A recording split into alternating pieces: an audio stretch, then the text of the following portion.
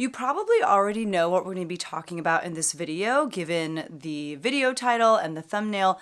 But in today's video, I'm going to be sharing with you why I work as hard as I do, why I am trying to build multiple businesses at the same time. In essence, why I want to be rich. And I kind of think about this video as a little bit of a get to know me type of video, because I think in order to understand why I want to be rich, you need to understand a little bit of where I'm coming from. So if that's interesting to you, stay tuned. Hi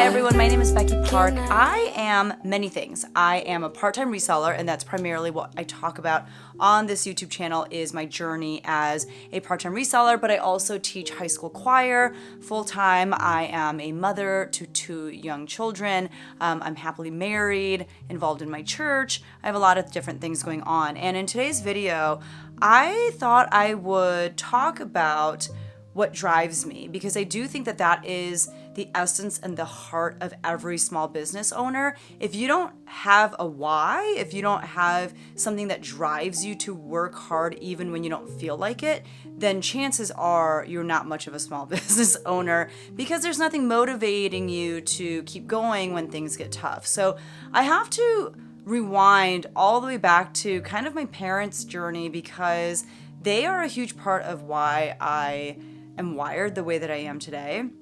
My parents both immigrated here from South Korea when they were in their 20s, and the story goes that my mom came here first. She lived with the family and kind of nannied for them, and her brother had sponsored her and sent for her to come, and he brought over a sibling at a time.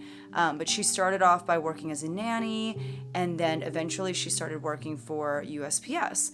My dad, who she had known as high school students, they were peers in high school, I think they kept in touch while he was in Korea and she was in the United States. He proposed to her over a letter, which is so romantic, and when she said yes, he came over. The story goes that he tried to get a job at Burger King because he really liked their burgers, but when asked to write down how much money he was making at the time, because money in Korea is different, their 1,000 won is almost equivalent to $1 here.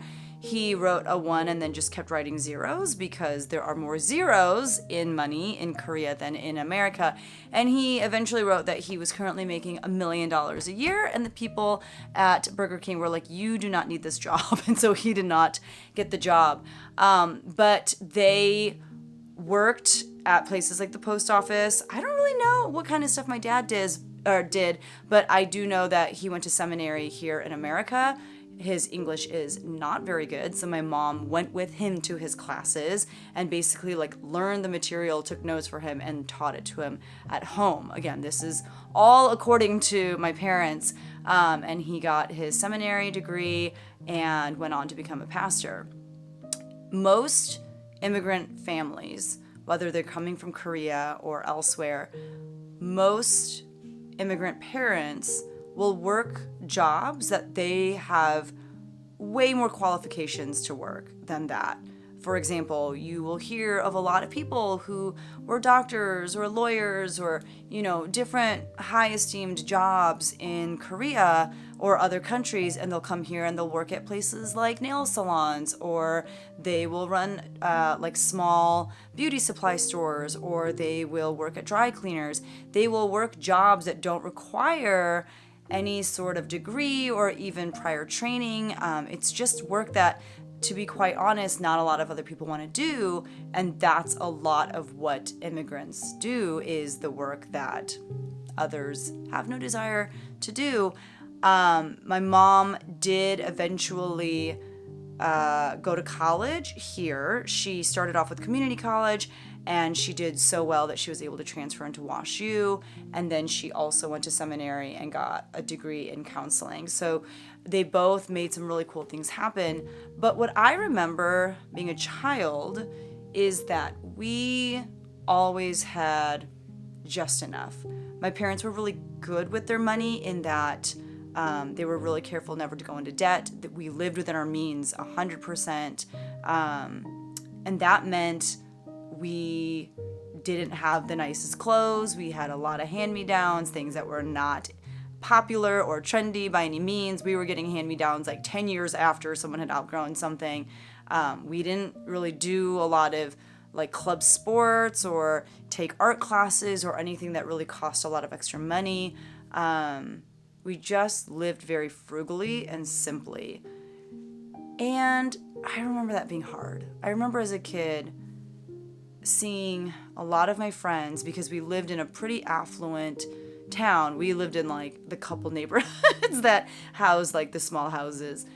Man, I had a friend who lived in a straight up mansion, and he had an elevator in his house. Like, I remember he'd have parties there in middle school, and I remember going there and being like, what is this?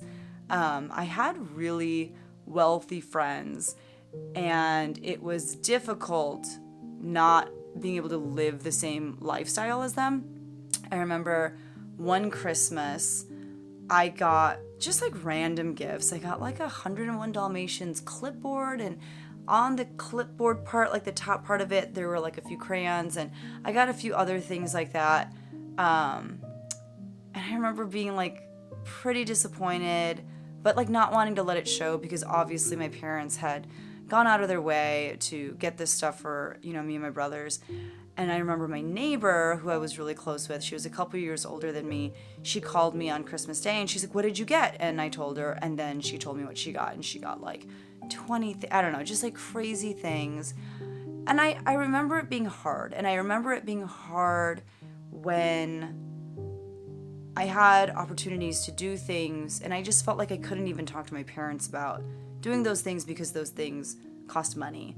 When I was in high school, my high school choir, we went to England. That was one of our trips. And I remember my high school choir director being like, hey, you haven't turned in any of your paperwork. And I was like, yeah, I can't go on this trip. Like, it's so expensive. And he knew me well, and he knew my family well. And he was like, I kind of thought you'd say that. And he's like, I'm going to just cover like this chunk of your trip for you. And I was like, no, you can't do that. And he's like, no, like you deserve to go.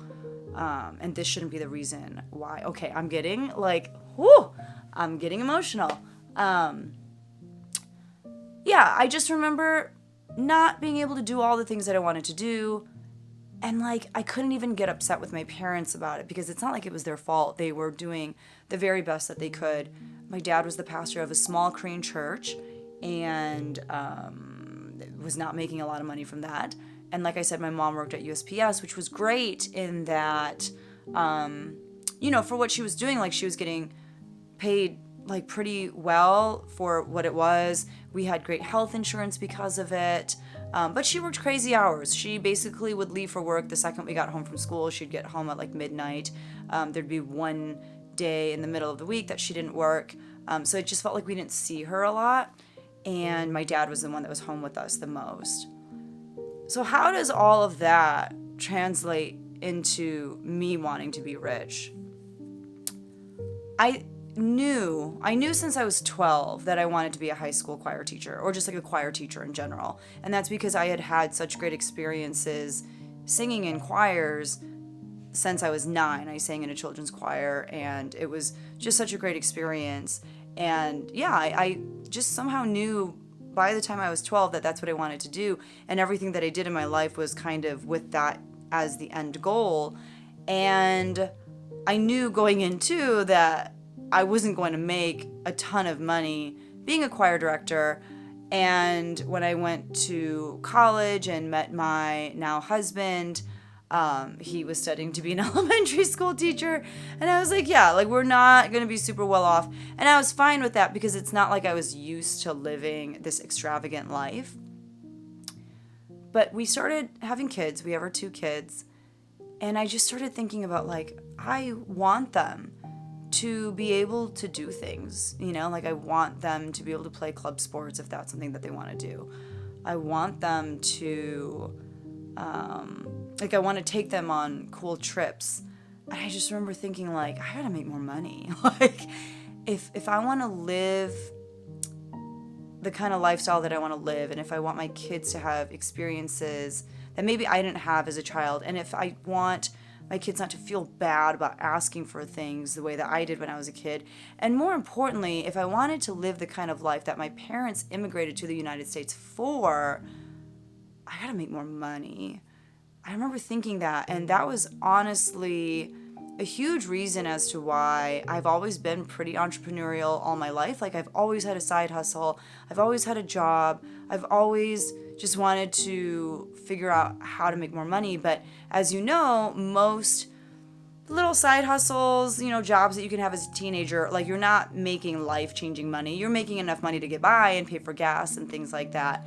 But I was like, I want to make life-changing money. I want to be in a different tax bracket. Like, I just don't want to have to worry about, are we going to be able to pay the mortgage this week? Are we going to be able to continue paying for, the kids' lessons and things like that? And to rewind again, my parents did value so much things like music and,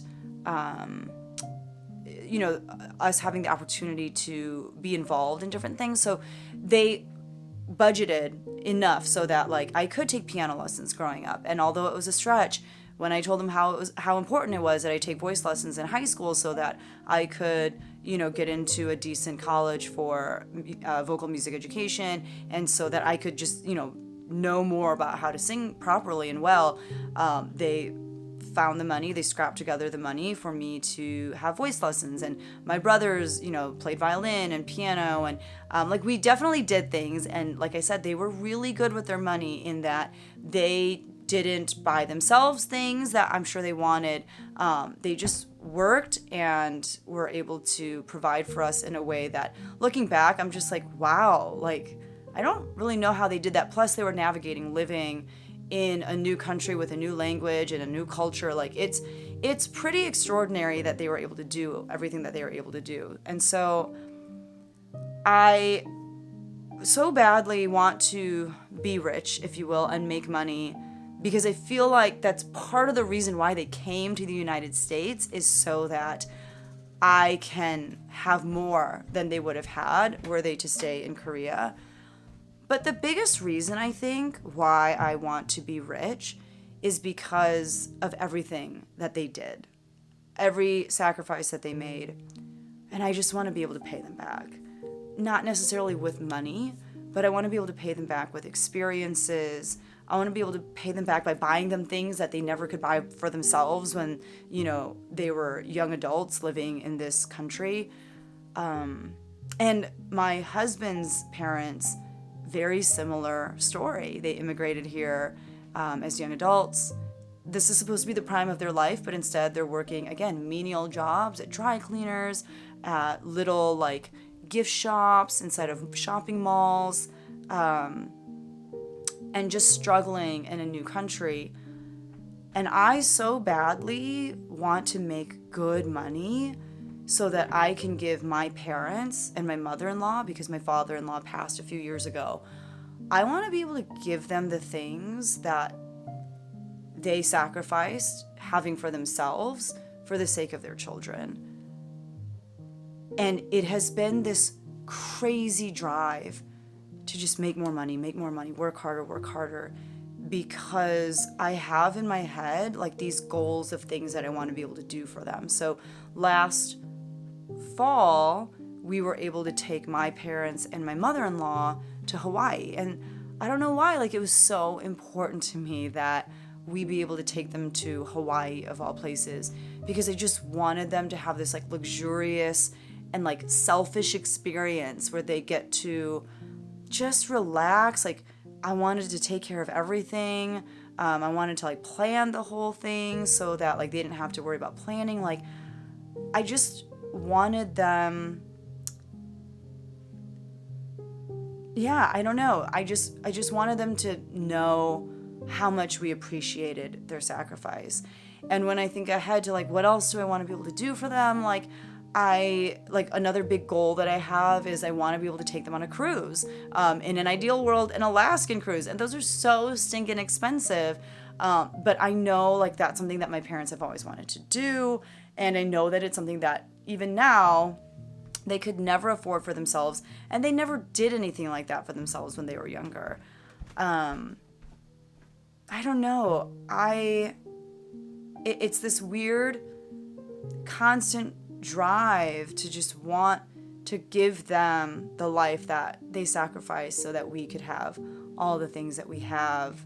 And even, to this day, it's like, whenever they come to visit or when we go visit them, like, I don't want them to pay for anything. Like, I just want to be able to cover everything and not feel a financial burden in doing so. Like, I don't want to pay for dinner and check my bank account and be like, do I actually have enough to cover that? Like, I just want to have enough so that I'm in a position where I can help them and support them and treat them, just get them things that they would never get for themselves. And it is crazy that in 2017, I stumbled across Poshmark and I stumbled across YouTube and am on the journey of making that happen for myself. Like, I will say already without a shadow of a doubt, I am making life-changing income because of all of these things, and largely also in part to you guys. If you're watching right now, thank you so much. Like, you watching and you being a view on this video and giving it a like and leaving a comment and engaging with my content, like, that all helps me make more money. That in turn helps me help my parents and help my mother-in-law and just kind of help give them the life that they never had. But I think about, what if I hadn't discovered reselling? What if I hadn't discovered YouTube? Because I remember what it was like the first few years when my husband and I were married and we were both teaching.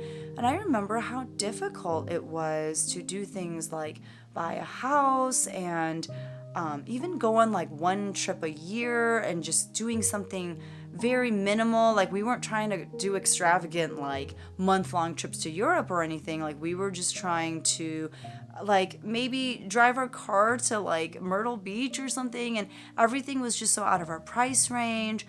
And I remember being like, man, this is so hard. And that's with two, both the husband and wife working like a decent job. Like, we were both teachers, and we had health insurance, and we have like our pension or whatever. Like, that's like a respectable job that a lot of people work hard towards. Like, you have to go to college to become a teacher. And I just remember being like, this is so hard. And for sure, I know that if we were to have just stayed on that path where we were just two teachers, there's no way that I'd be able to support my parents or help them in any way. And the sad and ugly truth is that I would say at least 50% of teachers, if not more, also have a side hustle, because simply teaching is not enough. And I would say most Americans probably work two jobs because working their one job simply isn't enough. And it's kind of sad, and it was really eye-opening. I teach a class this year. It's not even a class, but it's called Academy, and essentially I've got one session with freshmen and one session with sophomores, and it's supposed to be like an SEL class where I'm teaching them like social emotional learning skills.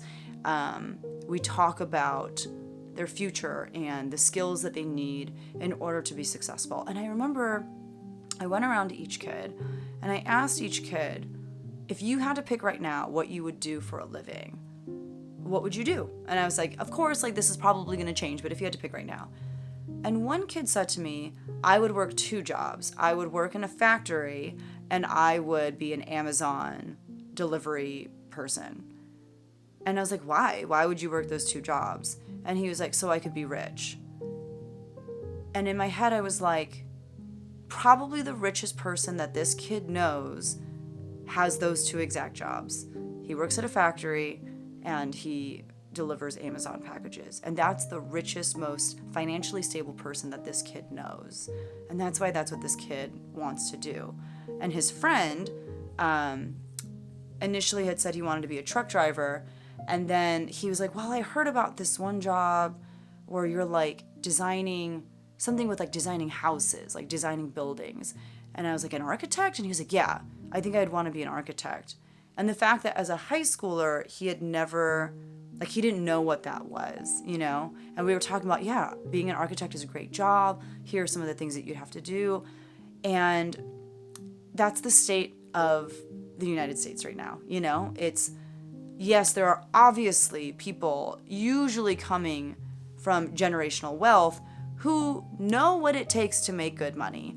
They know what kind of jobs they have to have, and chances are they're going to have a huge leg up because there are generations of wealth and generations of people who have the kinds of jobs that typically will make you a lot of money in this country.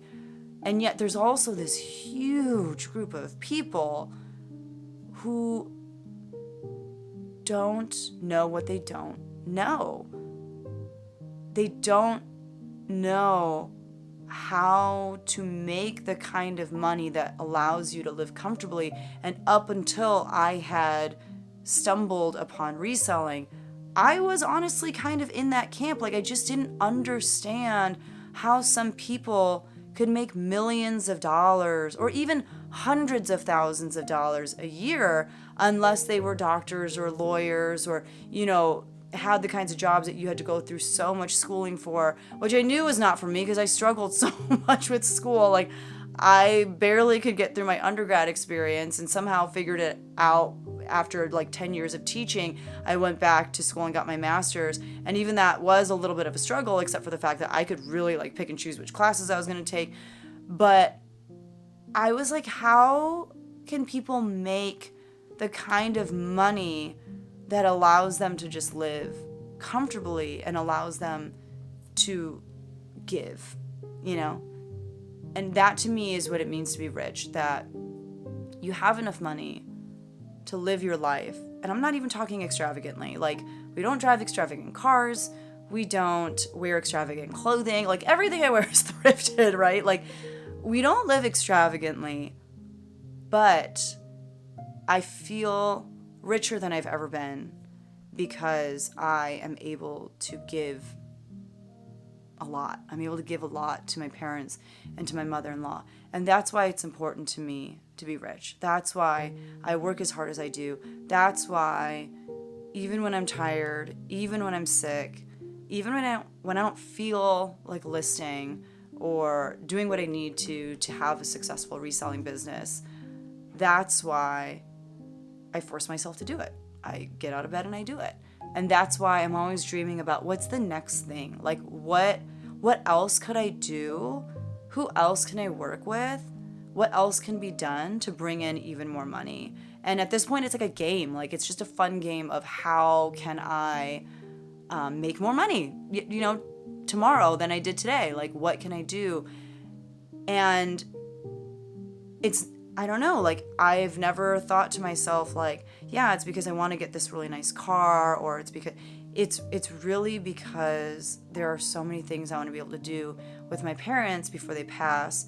And I know they don't need it, they don't ask for it, but it is my way of saying thank you, and it is my way of telling them and showing them that I love them. And that is my why.